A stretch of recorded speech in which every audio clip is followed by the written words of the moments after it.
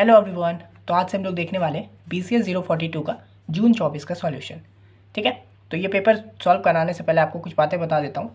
मैंने BCS 42 का previous करवा दिया है, जैसे कि दिसंबर 23 हो गया, जून 23 हो गया, इन दोनों का मैंने ऑलरेडी सॉल्यूशन करवा दिया है। तो आप लोग ज़रूर देख लीजिएगा, चाहे आप एग्ज़ाम से एक रात पहले ही क्यों ना देख रहे हो, ये कंप्लीट कीजिए, उसके बाद उस सबको भी देख के जाइएगा। ठीक है, और इसमें जून 24 का ना ऐसा है, इसमें इतने सारे क्वेश्चन रिपीट हुए थे ना, इतने सारे। अगर जो बच्चे मेरा वो दिसंबर 23 और जून 23 वाला पेपर देख के गए होंगे ना, उनका ये एग्ज़ाम इतना अच्छा गया होगा ना, क्योंकि इतने सिमिलर मतलब सेम टू सेम क्वेश्चंस आए हैं। ठीक है, तो चलिए हम लोग इसको देखते हैं।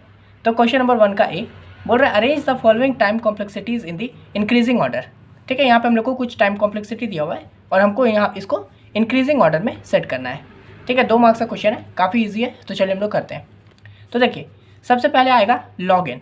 ठीक है, ये होता है हम लोगों का सबसे कम समय लेता है, इन सब के मुकाबले लॉग एन जो है वो सबसे कम समय लेगा। ठीक है, उसके बाद आएगा ओ एन स्क्वायर, जिसको हम लोग क्या बोलते हैं, क्वाड्रेटिक इक्वेशन, मतलब क्वाड्रेटिक कॉम्प्लेक्सिटी। ठीक है, और लॉग एन को क्या बोलते हैं, लॉगरिथमिक कॉम्प्लेक्सिटी। ठीक है, उसके बाद आएगा O3 का पावर n। ठीक है, इसको बोलते हैं एक्सपोनेंशियल कॉम्प्लेक्सिटी। और फिर लास्ट में आएगा n फैक्टोरियल, जिसको बोलते हैं फैक्टोरियल कॉम्प्लेक्सिटी। तो यहाँ पे ये हो गया हम लोग का ऑर्डर। हालांकि ये जो क्वेश्चन दिया है ये एक तरह से खुद ही ऑर्डर में सेट था, तो यही आप लोग का इंक्रीजिंग ऑर्डर में आंसर होगा। ठीक है, तो ये हो गया। इस तरह का भी क्वेश्चन आता है जिसमें आप लोगों को ये शॉर्ट करने बोलता है। ठीक है, अब यहाँ पे देखिए 1 का बी नंबर क्वेश्चन है, right the names of the following symbols. ये आप लोग का 3 मार्क्स का क्वेश्चन है और ये सिंबल आपको दिया हुआ था। इसको क्या बोलते हैं, तो ओमेगा बोलते हैं। इसको क्या बोलते हैं, तो थीटा। और इसको क्या बोलते हैं, तो ओ बोलते हैं, बिगो। ठीक है, ये ओ है। तो ये आप लोग को 3 सिंपल दिया हुआ था, ये आप लोग जानते ही होंगे। इसको थीटा बोलते हैं, इसको बिगो बोलते हैं, और ये तो हो गया आप लोग का ओमेगा। ठीक है, तो ये था क्वेश्चन नंबर 1 का। अब देखिए क्वेश्चन नंबर सी। ठीक है, 1 का सी नंबर। तो ये बोल रहा है what is recurrence relation, define Fibonacci series using recurrence relation. तो यहाँ पे हम लोग को रिकरेंस रिलेशन क्या होता है वो पूछ रहा है। तो देखिए, a recurrence relation is an equation that defines a sequence recursively, meaning each term is defined in terms of previous terms. It's often used in algorithm and mathematics to describe the behavior of a sequence. ठीक है, तो देखिए recurrence relation क्या होता है ना, एक तरह का इक्वेशन होता है जो हम लोगों को डिफाइन करता है सीक्वेंस को। ठीक है, किसी भी सीक्वेंस को डिफाइन करने के लिए रिकरेंस रिलेशन का यूज़ किया जाता है, जो काम कैसे करता है, रिकर्सिवली करता है। ठीक है, मतलब कि जितने भी टर्म होते हैं इसके, मान लीजिए अगर हम लोग थर्ड टर्म पे हैं, तो थर्ड टर्म को फाइंड करने के लिए हम लोग का प्रीवियस एक टर्म या 2 टर्म कितना का भी यूज़ करके हम लोग का ये थर्ड टर्म फाइंड होगा। तो ये लिख रहे हैं, meaning each term is defined in term of previous term, यानी कि प्रीवियस टर्म से हम लोगों का नेक्स्ट टर्म, यानी कि ये वाला फाइंड होगा। फिर अगर हम लोग इस जगह पाएंगे तो इसका और इसका नीड होगा हम लोगों को फाइंड करने के लिए इस चीज़ को, तो उसी को बोलते हैं recurrence relation. It's often use in algorithm in mathematics, वही एल्गोरिदम और मैथमेटिक्स में यूज़ किया जाता है ये करने के लिए। किसका, तो बिहेवियर, सीक्वेंस का किस तरह का बिहेवियर है, किस तरह से वो आगे बढ़ रहा है, उस चीज़ को फाइंड करने के लिए। तो उसके बाद देखिए पूछ रहा है Fibonacci sequence using recurrence relation. तो इसको भी देख लेते हैं। तो Fibonacci sequence using recurrence relation, तो देखिए क्या होता है फिबोनाची सीरीज। तो देखिए Fibonacci sequence is a series of numbers where each number is the sum of the 2 preceding ones starting from 0 to 1। तो फिबोनाची सीक्वेंस क्या होता है ना, सीरीज ऑफ नंबर होता है जिसका ईच टर्म, जिसका ईच जो है प्लेस जो है वो उसके प्रीवियस 2 नंबर का सम होता है। ठीक है, तो वही लिखा है, each number is the sum of the 2 preceding ones. ठीक है, और ये कहाँ से स्टार्टिंग होता है, 0 और 1 से, मतलब 0 से फिर 0 1 इस तरह से बढ़ता है। तो देखिए the Fibonacci sequence is defined as follows. तो इसका देखिए रिकरेंस रिलेशन में लिखेंगे तो कैसे लिखाएगा, तो पहले तो जो भी रिलेशन बनता है हम लोग का रिकरेंस रिलेशन फिबोनाची सीरीज में, बेस केस को हम लोग को इनिशियलाइज करना होता है। तो यहाँ बेस केस क्या हो जाएगा, f0 पे 0, यानी कि अगर वैल्यू 0 रहेगा तो वो 0 रिटर्न करेगा, और 1 रहेगा तो 1 रिटर्न करेगा। तो 0 और 1 के लिए तो सेट हो गया, ये हम लोग का बेस केस बन गया। अब रिकरेंस रिलेशन आगे का क्या बनेगा, यानी कि जब for n is greater than equal to 0, मतलब 2, यानी कि जब n 2 से बड़ा हो या 2 के बराबर हो। 0 और 1 का तो हो गया ना, तो अब 2 से और 2 का आगे का देखना है। तो उसका रिकरेंस रिलेशन क्या बनेगा, fn is equal to fn-1 plus fn-2। ठीक है, तो फिबोनाची सीरीज कैसा होता है, यहाँ पे सबसे पहले क्या बोले थे, 0 और 1 से शुरू होता है, तो हो गया 0 1। ठीक है, और इसका मैंने क्या बोला था कि जो नेक्स्ट टर्म होगा, यानी कि ये टर्म होगा, ये प्रीवियस 2 का सम होगा। तो देखिए 0 + 1 क्या हो गया, 1, तो ये हो गया। अब नेक्स्ट टर्म क्या होगा, इन दोनों का सम, 1 + 1 क्या 2। ठीक है, इन दोनों का सम 3, नेक्स्ट क्या बनेगा, 3 2 5 तो ये बना, फिर 5 3 8 तो ये बना, फिर 8 5 कितना 13। तो इस तरह से हम लोगों का ये पूरा क्या बना, फिबोनाची सीरीज बना, समझे। तो इस तरह से हम लोगों ने 0 और 1 को तो बेस पे सेट कर दिया कि 0 और 1 से शुरू होगा, और फिर आगे के लिए क्या होगा, यानी कि अगर 2 वाला प्लेस को निकालना तो क्या होगा, n-1 प्लस n-2, यानी कि 1 और 1 तो क्या आ जाएगा, 1 + 1 2 हो गया। फिर इस सेम विथ इसके लिए क्या हो जाएगा, 2 माइनस ये मतलब 2 + 1 तो 3। इस तरह से हम लोगों का ये पूरा रिकरेंस रिलेशन बनता है, और ये हम लोगों ने फिबोनाची का भी यूज़ देख लिया, ठीक है। अब चलिए हम लोग नेक्स्ट क्वेश्चन देखते हैं।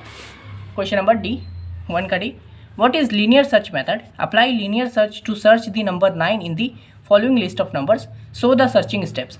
देखिए ये क्वेश्चन भी आपका प्रीवियस में आ चुका था, यही जब आप दिसंबर 23 और जून 23 का देखने जाओगे ना, तो ये क्वेश्चन आपको आप देखोगे वहाँ पे, ठीक है। ये 6 मार्क्स का क्वेश्चन है। फिर बोल रहा है also analyse the worst case complexity of the linear search method.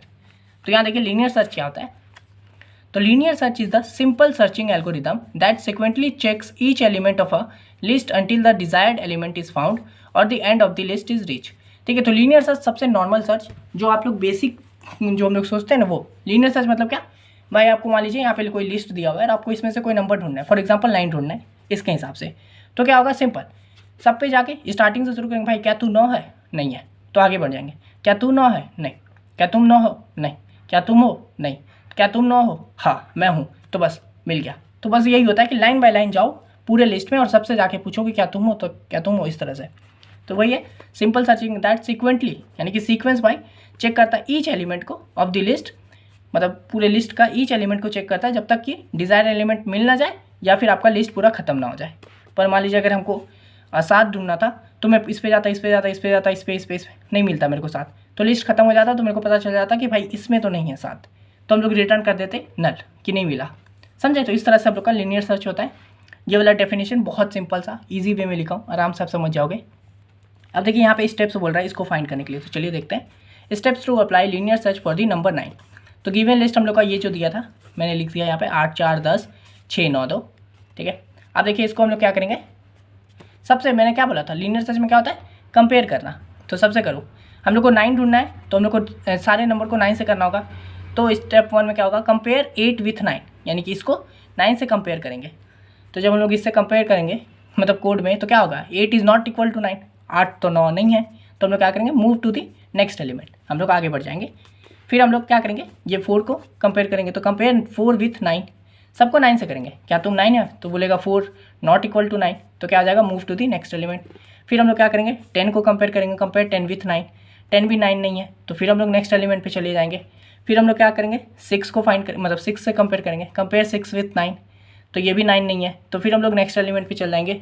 फिर हम लोग कहाँ पहुँचेंगे, 9 पे, तो फिर हम लोग कंपेयर 9 विथ 9 करेंगे, तो 9 इज़ इक्वल टू 9, यस मिल गया मेरे को। तो एलिमेंट फाउंड एट इंडेक्स 4, यानी कि हम लोग 9 को रिटर्न नहीं करेंगे, हम लोग उसका इंडेक्स को करेंगे। इंडेक्स को करना मतलब एक तरह से आप उसी नंबर को कर रहे हो, पर हम लोग इंडेक्स को करेंगे। तो एलिमेंट फाउंड एट इंडेक्स 4। अच्छा ये आप देखोगे तो यहाँ पे तो ये 5th स्थान पे है ना, 1 2 3 4 5, पर ऐसे नहीं होता है ना, आपको पता है कोई भी लिस्ट होता है हम लोगों का, वो कहाँ 0 से शुरू होता है। तो ये हो गया 0 प्लेस, ये हो गया फर्स्ट, ये हो गया सेकंड, ये हो गया थर्ड, ये हो गया फोर्थ। तो हम लोग का 9 किस प्लेस पे है, 4th प्लेस पे है, तो बस हम लोग वही इंडेक्स 4 को रिटर्न कर देंगे। Therefore the number 9 is found at index 4 in the given list. इस तरह से हम लोगों ने 9 को फाइंड कर लिया, समझे। और हम लोगों ने एकदम बढ़िया से स्टेप भी बताया, देख रहे, सो द सर्चिंग स्टेप्स, तो हम लोगों ने सारा स्टेप्स को करके दिखाया है। 6 मार्क्स का क्वेश्चन था ये। तो बस अब देखिए पूछा है कि analyse the worst case complexity of linear search. तो वर्स्ट केस टाइम कॉम्प्लेक्सिटी क्या होगा, ON, ठीक है।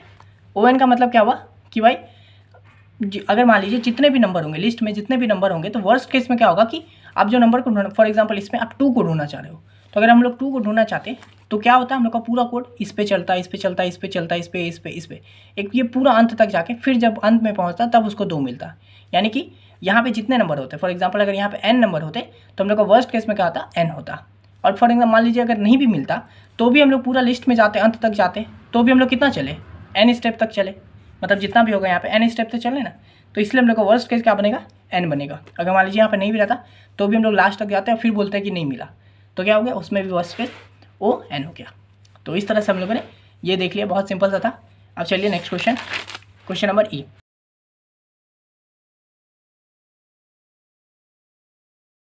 इसमें बहुत इजी पेपर है, समझे, बहुत ज़्यादा इजी। उसका देखिए यहाँ पे right adjacency list and adjacency matrix representation of the following graph. तो ये आप लोग को ग्राफ दिया और इसका लिस्ट बनाने बोल रहा है, मैट्रिक्स बनाने बोल रहा है, एडजेंसी। ये क्वेश्चन भी प्रीवियस में आ चुका है, ठीक है। एक क्वेश्चन एक में पूछा था कि सिर्फ नॉर्मल के आपको बोला था एडजेंसी लिस्ट बनाओ, और एक प्रीवियस में देखा था जिसमें बोला था एडजेंसी मैट्रिक्स बनाओ, और इसमें देखिए दोनों को मिक्स करके बोला कि सिंपल दोनों का लिस्ट और मैट्रिक्स बना दो, और ये निहायत ही ईजी क्वेश्चन है, 5 मार्क्स में दिया हुआ है, समझे। तो चलिए हम लोग देखते हैं। ये आप लोगों को ग्राफ दिया हुआ है। अब देखिए एडजेंसी लिस्ट मतलब बहुत सिंपल, जितने भी वैल्यू है ना, पहले आपको जितने भी नोट्स हैं उसको लिख दो। तो ए बी सी डी हम लोग का ये है।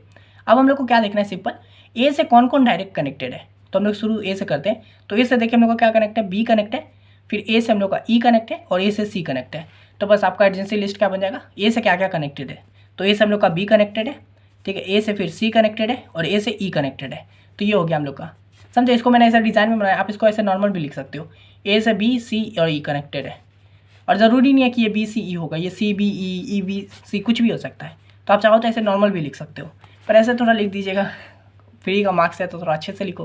तो ये हो गया। फिर बी के लिए भी सबके लिए सेम। अब बी के लिए लिस्ट के लिए क्या होगा, बी से कौन कौन कनेक्टेड है डायरेक्ट देखना है। तो देखिए बी से ई कनेक्टेड है और बी से ए कनेक्टेड है, यानी यही दोनों कनेक्टेड है।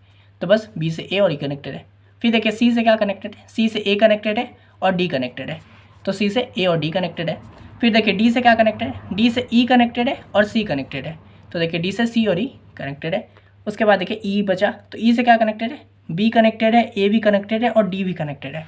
तो बस ए बी और डी। तो ये सिंपल हो गया हम लोग का एडजेंसी लिस्ट, सिंपल, इतना ही था काम। और देखिए अब बोला है कि एडजेंसी मैट्रिक्स भी बनाने बोल रहा है। तो देखिए एडजेंसी मैट्रिक्स भी बहुत सिंपल, वही सीम्स है।